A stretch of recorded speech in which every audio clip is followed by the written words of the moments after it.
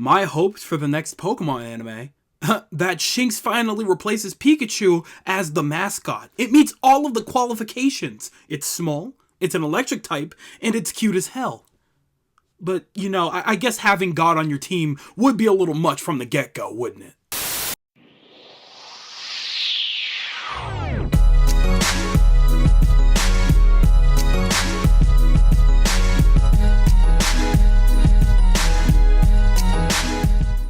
Alright, what's good, y'all? Soul here, and welcome back to the story mode.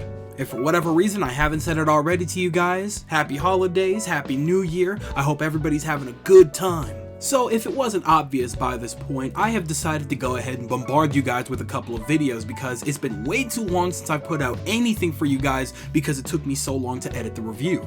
That's finished and completely ready to go. It's gonna be up sometime this week, so keep your eyes peeled. However though, before I went ahead and just threw that up, I had to let YouTube know that I'm still alive, and the best way to do so is to have a couple of discussions about a couple of different things. And if it wasn't clear by the title of this video, we're going to be talking about the anime a little bit today. It's been a good while since we've talked about the anime, and really we've only talked about the anime one time, but that's completely my fault. I got kind of buried in video game stuff. However, I think that now's as good a time as ever to start branching out a little bit and talk more about this upcoming anime, don't you think? Now obviously I'm a little late on things because we got this news about a month ago now. But for anybody that's unaware or not up to date on the news, let me get you up to speed really quick. As of this point in time, Pokemon Journeys has officially come to a close, and as of recently, they've started releasing an 11 or 12 episode miniseries as a farewell to our longtime protagonist, Ash Ketchum. On top of this, they announced that we have a mainline series coming in April of 2023,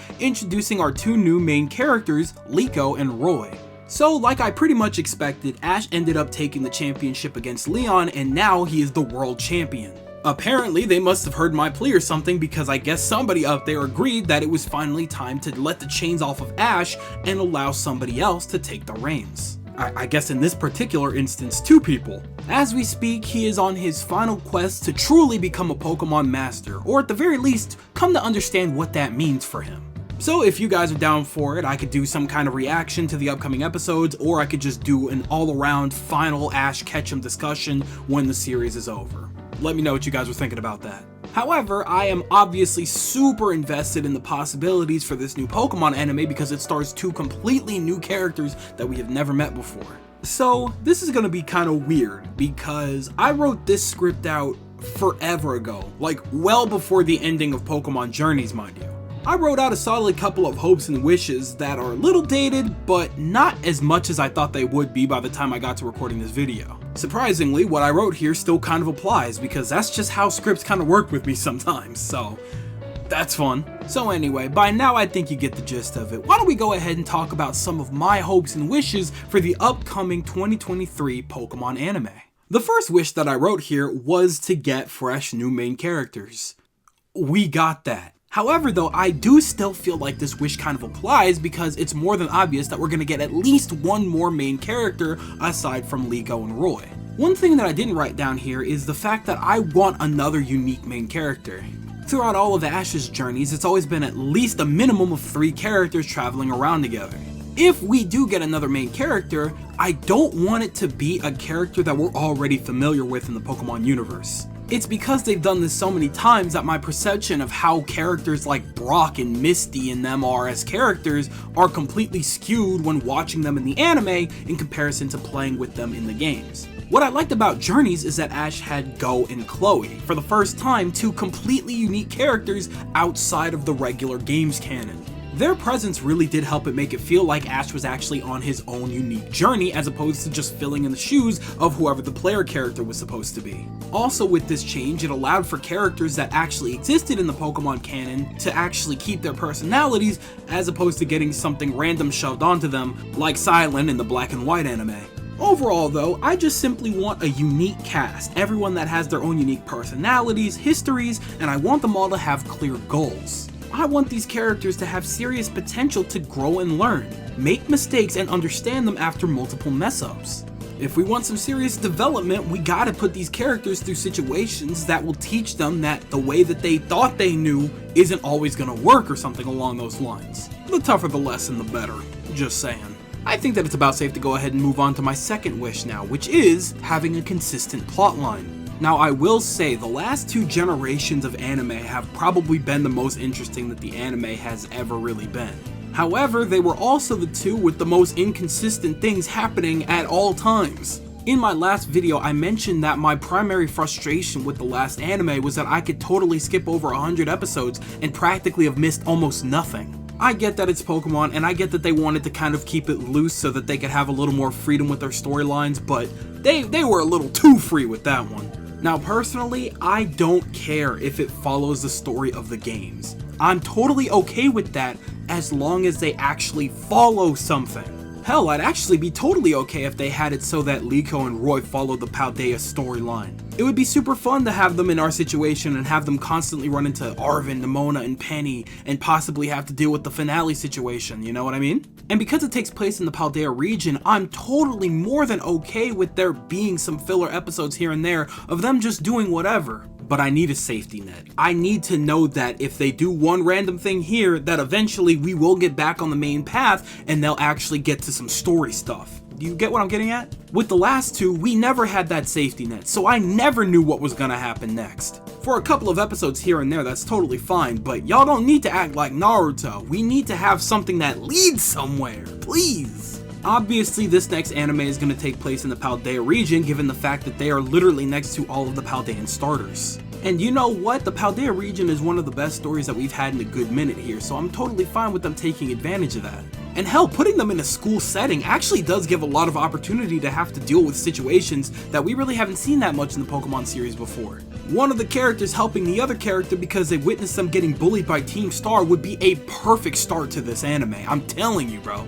I would love to see them utilize all these other different characters, whether it be teachers from the school, maybe Team Star, or something else along those lines. I just want these characters to walk away with some tangible lessons that they could take onto the field and actually utilize when helping out Nemona, Arven, and Penny, and maybe the Area Zero situation. Just saying. So looking at it here, clearly my last wish was definitely the biggest. I simply wanted some higher quality animations. This thought process simply comes from the majority of the Pokemon anime. Let me scale it back a little bit. What I mean is, throughout any particular season, most of the fights are very barren. It's just always seemed like, to me personally, the fights didn't get good until we were nearing the end of that particular anime. Think about it with me for a second. Besides the Ash Greninja fights at the end of X and Y, the last fight in Pokemon Sun and Moon, and pretty much the last few fights in Pokemon Journeys, can you name me any other fights in those particular series that really stood out like that? And no, the Mega Lucario vs Pikachu fight does not count because that was not a fight, that was a one-sided walloping. Now, I will admit that we've definitely come a long way from the original fights that we used to have. Throughout the Sun and Moon anime and Pokemon Journeys, there was just generally a lot more movement and it was all a lot more fluid. So generally speaking, it's been getting better, but we can still do a lot better. And I'm not just saying that because I want it, I'm saying that because I have seen it. I've seen it consistently with Pokemon Origins, Pokemon Generations, Pokemon Evolutions, Pokemon Twilight Wings, Pokemon Hisuian Snow. Where is that level of animation and care and quality for the main anime? You're telling me the same people who animated Pokemon Sun and Moon also animated episode 2 of Pokemon Evolutions? Are you kidding me? The quality and care that they put into that little 6 to 7 minute short pretty much beats out a majority of the Pokemon Sun and Moon anime. Like, what's going on there? Why does the main anime and this little short look so vastly different in terms of quality?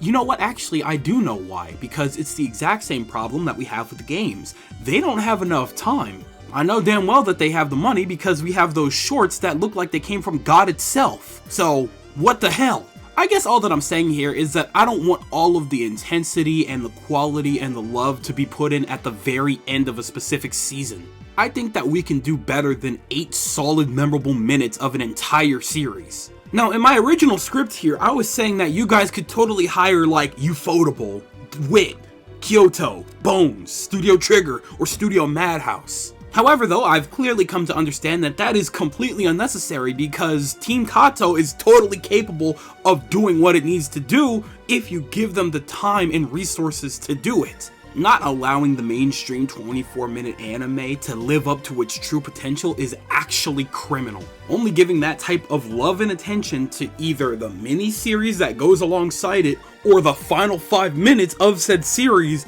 is literally criminal. I will never get over this, ever. I'm literally going to just go fight whoever decided to hire Wit Studio for a 4-episode miniseries instead of a full 24-episode series. I'm coming after you, bro. And that just about does it, actually. The rest of the script is a little bit dated, and I can very much see that because I was writing this when Hisuian Snow was coming out. However, that is definitely partially what pushed me over the edge. So if you haven't seen any of them, go watch Hisuian Snow, Pokemon Evolutions, Pokemon Generations. They all showcase exactly what I'm talking about when it comes to the mainline anime and what it could potentially look like. If you haven't seen it yet, do yourself a favor, go take the extra couple of minutes. You can finish all of them within like an hour.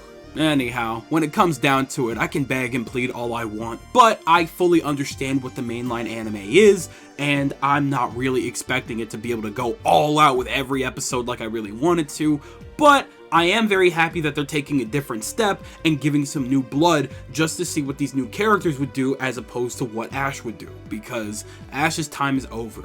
I'm really looking forward to seeing these new characters and seeing how their adventure in the Paldea region goes. But with all of that in mind, what are you guys thinking over there? Do you guys think that this new anime is going to be the stuff? Do you think that it's going to be exactly what we've been getting for the last couple of years? Because I certainly do.